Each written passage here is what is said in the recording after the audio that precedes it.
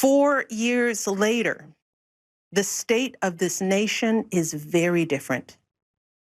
More than 150,000 people have died, and our economy is in shambles because of a virus that this president downplayed for too long. It has left millions of people jobless. Too many have lost their health care. Too many are struggling to take care of basic necessities like food and rent. Too many communities have been left in the lurch to grapple with whether and how to open our schools safely. Internationally, we've turned our back, not just on agreements forged by my husband, but on alliances championed by presidents like Reagan and Eisenhower.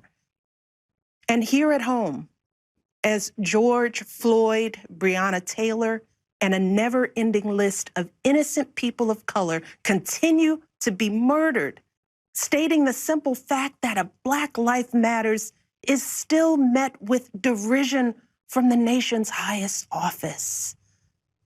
Because whenever we look to this White House for some leadership or consolation or any semblance of steadiness, what we get instead is chaos, division, and a total and utter lack of empathy.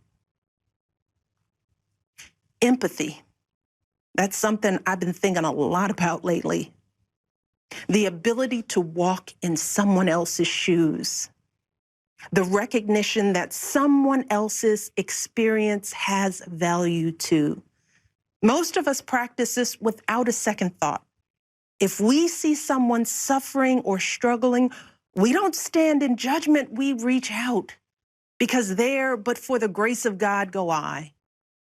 It is not a hard concept to grasp. It's what we teach our children. So let me be as honest and clear as I possibly can. Donald Trump is the wrong president for our country. He has had more than enough time to prove that he can do the job, but he is clearly in over his head. He cannot meet this moment. He simply cannot be who we need him to be for us. It is what it is. Now, I understand that my message won't be heard by some people.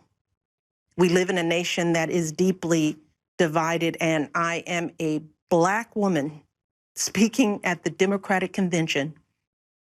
But enough of you know me by now. You know that I tell you exactly what I'm feeling. You know I hate politics. But you also know that I care about this nation. You know how much I care about all of our children. So if you take one thing from my words tonight, it is this. If you think things cannot possibly get worse, trust me, they can and they will if we don't make a change in this election.